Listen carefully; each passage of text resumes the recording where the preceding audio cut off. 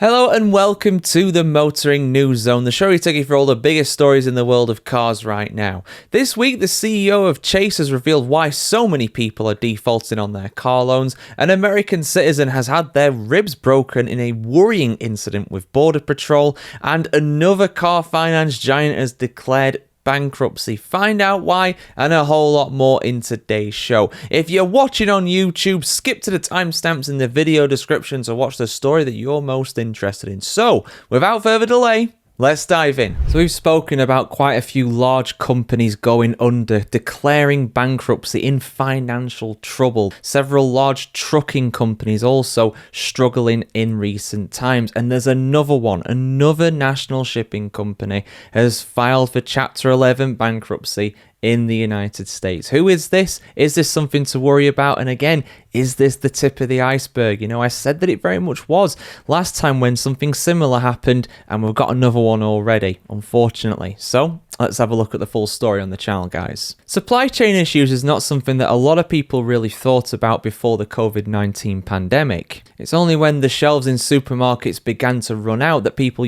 really started to think, how do we actually get food and products into our stores for us to be able to buy? Ah, yes, for the most part, it is truckers. Things, of course, are shipped in from other countries. Things are, of course, flown in from other countries. But when it comes to getting them from the port over to the stores or from large depots to the stores themselves, trucks are very much the most common method to do so. Even if they use trains at some point to get these things across the country, trucks are inevitably involved at some point and are usually the final point of that supply chain before it gets into your store. And obviously, when these truckers were either not available because they were ill or were pinged, as it were, and the knock-on effect of the pandemic has been absolutely massive for these trucking companies. Obviously, they were really struggling to get staff members, they were really struggling to get drivers, and that's something that hasn't really gotten that much better. Yes, a little bit, but not too much, because companies such as National Express have filed for Chapter 11 bankruptcy, and they are the subject of this video.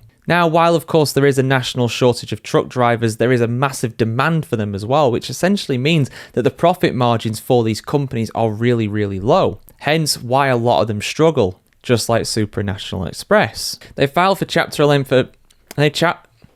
filed for Chapter 11 bankruptcy on the 28th of October this year, and that was in the Central District Court, and that was in the US Bankruptcy Court for the Central District of California. As of the time of recording, they have not yet filed a financial plan for their bankruptcy. Now, in terms of some of the details for this bankruptcy, just so you guys are aware, their reported assets are in the range of anywhere between 1 and 10 million US dollars. Their liabilities are between 10 and 50 million US dollars. And for reference as well, in Q2 2025 alone this year in the US, at least 17 trucking or logistic firms filed for bankruptcy. They join a massive list of companies who have gone under they join a massive list of companies that have declared bankruptcy so far this year in 2025. I said it months ago, it was the tip of the iceberg. It might have been CLB Trucking that I was speaking about at that time, although I don't remember. There's been that many of them. They all kind of mold into one effectively. These are all employers. There are many people that rely on them, and it's just not really a positive story, is it? But, you know, it's something that doesn't really seem to be slowing down in terms of the pace of these companies struggling. But get your thoughts in the comments below, guys. Are you surprised about this news? I want to hear what you have to say either way. And like I said, is it going to get better before it gets worse? Like I said, is it going to get worse before it gets better? Now, I'll be the first to admit that this is a bit of a tangent, but we do cover quite a few stories regarding ICE and other agencies in the United States. And today we're covering a story regarding the Border Patrol, because Border Patrol agents have broken the ribs of a 67-year-old US citizen by dragging him out of the car while he was driving home into a street that they blocked off. Now, I have found the video where this happened. If I didn't see the video,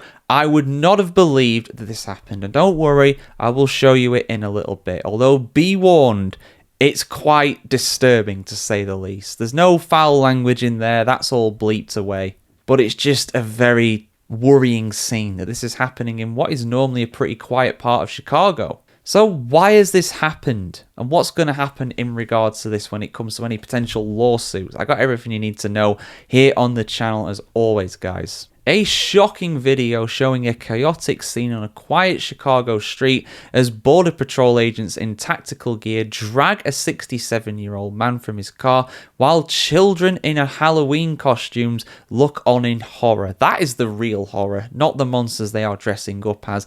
These law enforcement agents that should be there to protect you. Turns out, not so much. They are not really doing that here. According to his running club, the man, who is a US citizen, was returning from a team run when agents pulled him out of his vehicle, tackled him to the ground, and kneeled on top of him, allegedly breaking 6 ribs and in causing internal bleeding.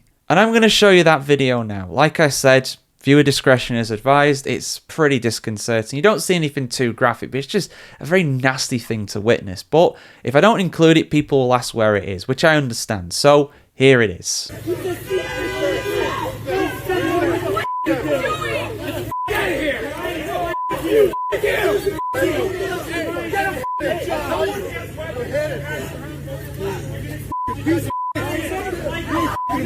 All right, you got get off of him! Get off of him!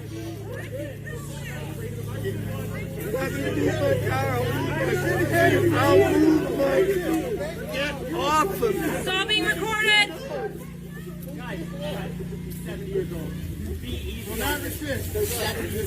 Dude, what is you're f***ing suffocating! I did warn you.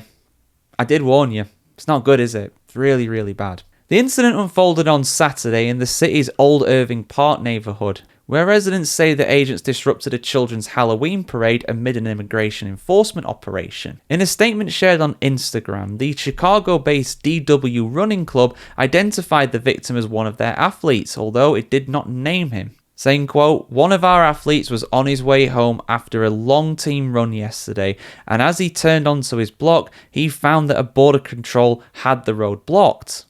The agents threatened to break his window if he didn't move his car. Before he could act, they pulled him out of his car, knelt on his back and subdued him. Though he never resisted, they broke 6 of his ribs and caused internal bleeding." This really is happening in our country with frightening frequency. It's terrifying and it has to stop. We must keep sharing these stories, calling out these injustices and standing up for those who cannot stand up for themselves. End quote. Unsurprisingly, since the incident happened, the club has received overwhelming support from the public and have thanked them for their support. Now you're probably wondering, what have the authorities had to say for themselves? Have they apologised for this? Well, no, of course they haven't, but they have responded to it. Tricia McLaughlin, the Assistant Secretary of the Department of Homeland Security, released a statement saying the following, quote, "On October 25th, 2025, Border Patrol conducted an operation that resulted in the arrest of an illegal criminal alien from Mexico who was previously been arrested for assault. During the operation, Border Patrol agents were surrounded and boxed in by a group of agitators. Federal law enforcement issued multiple lawful commands and verbal warnings, all of which were ignored. During the operation, 2 US citizens were arrested for assaulting and impeding a federal officer. To safely clear the area after multiple warnings and the crowd continuing to advance on them, Border Patrol had to deploy crowd control measures." Sorry, let me just interject. I know I'm quoting here, but are they seriously trying to make out that a children's Halloween parade was a genuine threat to law enforcement officers? These kids have got little wands, they've got little pretend scythes and stuff, they're going like as a Grim Reaper or something. These dudes are decked out in full army gear pretty much, with guns, like actual weapons. Are they seriously saying they were a threat to them? Is that what they're alluding to there? Am I interpreting that incorrectly? It does seem as though that is what they're trying to claim there. That's pathetic. This is absolutely abhorrent. This is terrible. There is no excuse for this. Simple as that. Believe it or not, there are some people trying to defend these officers. I don't know how you can. You know, people saying that, oh, he aggravated them. He had what was coming to him. But even if this runner, this guy, had threatened the officers, there is no excuse for breaking the guy's ribs and causing internal bleeding like that. You know, these officers should be better than that. They should not have to resort to them kind of tactics to subdue people. Simple as that. This was very aggressive. You can subdue somebody without breaking bones. Like, these officers should be trained on how to do that. They deliberately did this. You know, they went out there with an intent to hurt that guy. Simple as that. You don't accidentally do that. That is ridiculous. And again, just if you want to rewind and look at the video again, it's up to you. But, you know, this guy is remaining incredibly calm. I don't think most people would. You know, most people rightfully would be panicking. Like, you're crushing me. You're breaking my ribcage here. I mean, I hope the guy's as all right as he can be after that. I imagine he's going to be in hospital for a bit. But people are talking about several millions of dollars worth of lawsuits over this. And I hope that is the case. I hope he is successful. And I hope that these enforcement officers, you know, they get their comeuppance when it comes to this. They get their punishment, because this cannot be allowed to be a thing. This cannot be condoned. It is utterly unacceptable in every single regard. Simple as that. But anyway, enough passionate rants. Let me know what you think in the comments below, guys. Like I said, a bit of a tangent, but I think it's important that we bring you this news. You know, there is a car involved. We've covered law enforcement agencies before here on the channel, including border agencies. So yeah, absolutely shocking. Really, really is. But unfortunately, it is a sign of the times. I hate to say I told you so, but I did tell you so. I did tell you quite a little bit ago, after Tricolor filed for bankruptcy about a month and a half ago, that there were going to be other subprime lenders. There were going to be other finance companies that went under, because there's a lot of uncertainty right now in the United States. And it's happened again. Another subprime lender has gone under. And this is all as auto debt in the United States spirals to over $1.6 trillion. But who has gone under? And is this again going to be just the tip of the iceberg? Because we might well be sliding down it now. Another domino has fallen. Another major company in this field has fallen. Let's get into who it was. So I've strung you along enough in the intro there, guys. This was Primer Lend Capital Partners who have gone under. Now, they were a major player in the subprime auto lending game in the United States, but they have filed for bankruptcy this month in October 2025. Essentially, the company was struggling due to missed interest payments. And like I said, this is all as the auto debt in the United States has risen now to $1.66 trillion. But what's caused the bankruptcy for Primer Lend? Well, it's all down to the same reasons that Tricolor went under just over a month ago as well. The cost of cars is going up, the cost of living is going up, so people are struggling to pay these car loans. And if people are struggling to pay for car loans, then unfortunately that means that the company themselves, the lender, they're struggling to pay their bills too. If enough people do it, they go into financial meltdown. Now, of course, because they're a subprime lender, they are more susceptible to this. These people who have lower credit ratings have these lower credit ratings for reasons. Now, of course, not everybody's like this. Some people who have subprime credit ratings, they will eventually pay off all their debts, you know? I hope that happens, but some people don't. Some people, unfortunately, go the other way. It's just the way unfortunate things happen in life sometimes. And a lot of people are worried about this, not just because of Primer Lens, but also because of other companies as well. There's a lot of parallels between now and the previous financial collapse in 2008. The more of these companies go under, the more you think, hang on a minute, have I seen this before? And for example, the delinquency rate, the rate of people not paying their loans on time effectively for subprime auto loans reached 6.43%, which is the highest it's been in decades, since well before the financial collapse in 2008, in fact. And that rate has doubled in the last 4 years since 2021, so it's very much on the rise. And obviously, things like your loan, and obviously things like paying your rent, paying your mortgage, paying for your food, that is more important than paying for your car. So it's quite often that paying for these cars is the thing that goes by the wayside. Now, of course, it's possible that they're going to get bailed out by somebody on Wall Street. They probably will do. But while they're in this bankruptcy period, anything could happen. And it's not a very positive thing at the end of the day. Let's be honest here. So, yeah, just thought I'd bring you that news, guys. Your thoughts on this in the comments below. Is it going to get worse before it gets better?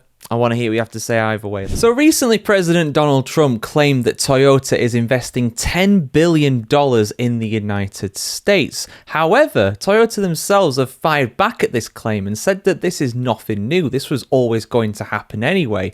But what's the truth here? What have both sides been saying about this? Let's have a look here on the channel as always, guys. Because they might not be calling each other outright liars, but they're not calling each other truthers either. A Toyota executive has pushed back on President President Donald Trump's recent claim that the company has pledged to invest $10 billion into the United States auto plants, but stressed that the automaker's commitment to continue the investment. Toyota executive Hiroyuki Ueda said that he thinks the $10 billion that Trump mentioned during his visit to the Asian country referred to a number discussed during the first administration, not his current second administration now. Saying, quote, "During the first Trump administration, I think the figure was roughly around $10 billion. So while we didn't say the same scale, we did explain that we'll keep investing and providing employment as before." So probably because of that context, the figure of about $10 billion came up.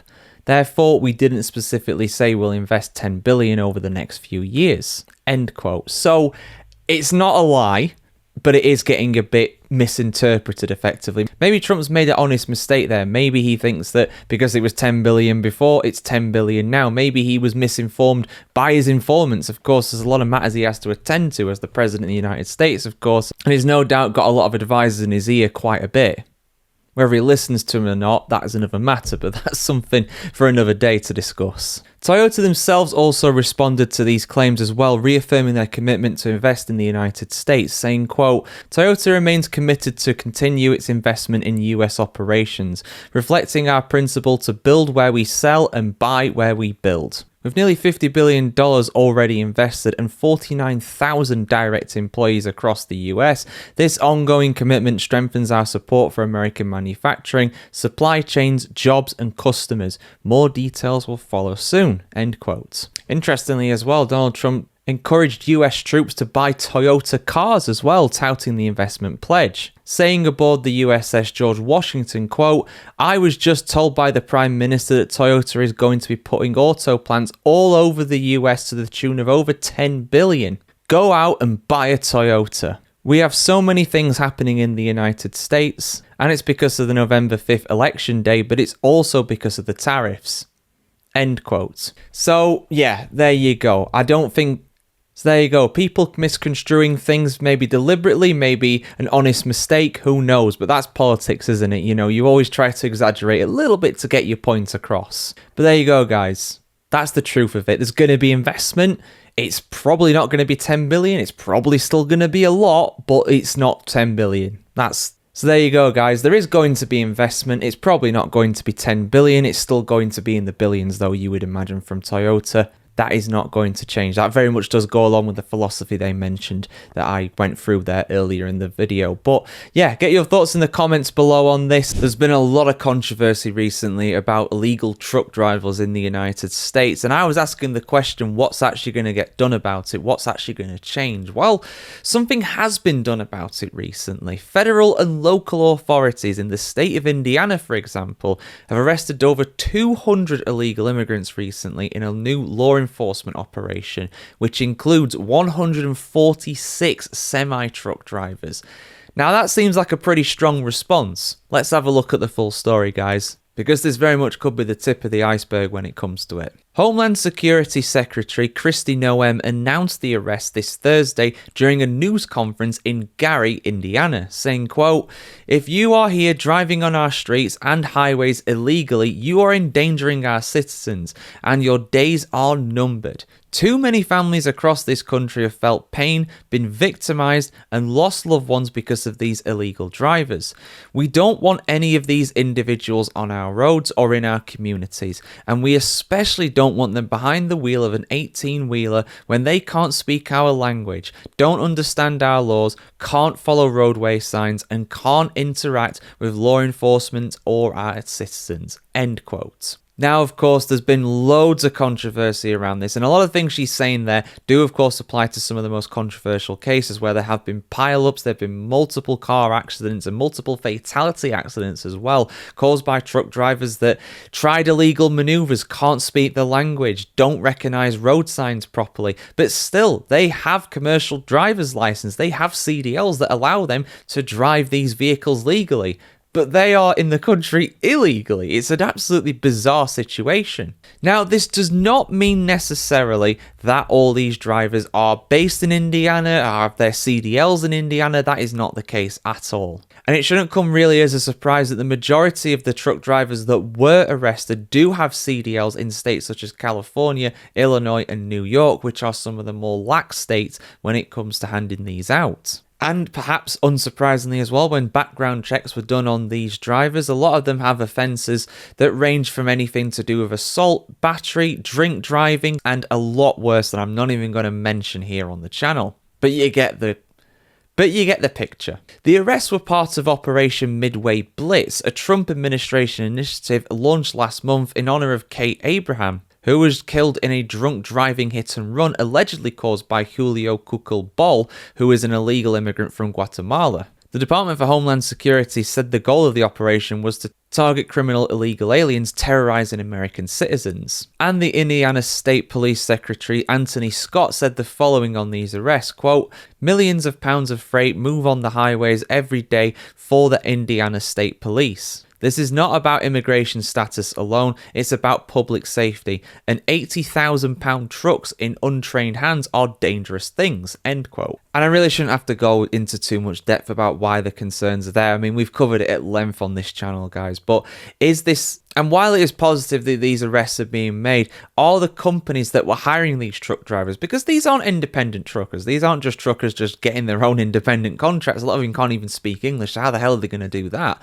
No, these are hired by large companies, by freight companies. Are the companies that hired them going to face any repercussions for this? I would like to think so, but I would hazard a guess as well at probably not as well, which makes you really think, as bad as these guys are for going into the United States illegally and working, the companies that are employing them, they are also liable for some consequences, in my opinion. And I know a lot of you guys will agree with that, but get your thoughts in the comments below as well. I want to hear what you have to say on this one. It is quite funny sometimes when people slip up when they are trying to speak. I'm sure that people get plenty of kicks out of when I make a mistake when I'm talking. After all, I do a lot of these videos for you guys, it's fair to say. Especially on live broadcasts and stuff like that, these gaffes, these goofs very much are quite humorous. But sometimes when these mistakes are made, it's quite depressing sometimes, particularly from big CEOs revealing the truth, revealing what they really think about the average person. And the CEO of Chase very much said the quiet part out loud, more than hinting at the real reason why people are defaulting on auto loans en masse in the United States in 2025.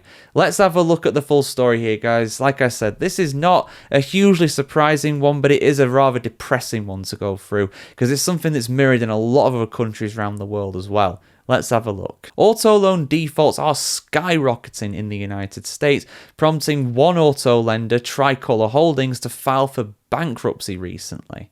Auto parts supplier First Brands also went bankrupt as well in recent times. And in its most recent quarterly earnings call, the CEO of Chase, Jamie Dimon, cautioned that everybody should be forewarned by these bankruptcies. It may seem like a bit of a dismissive statement or an attempt to shrug off Chase's relationship with those two aforementioned companies, but many view Dimon's statement as a reason to be concerned about the economy and its impact on the auto industry. Dimon remarked, quote, "My antenna goes up when things like that happen. I probably shouldn't say this, but when you see one cockroach, there are probably more," before adding that Chase is now reviewing all processes, all procedures, all underwriting, all everything, end quote. So he very much does seem concerned. That's not the most flattering of comparisons there, but I do understand what he's saying.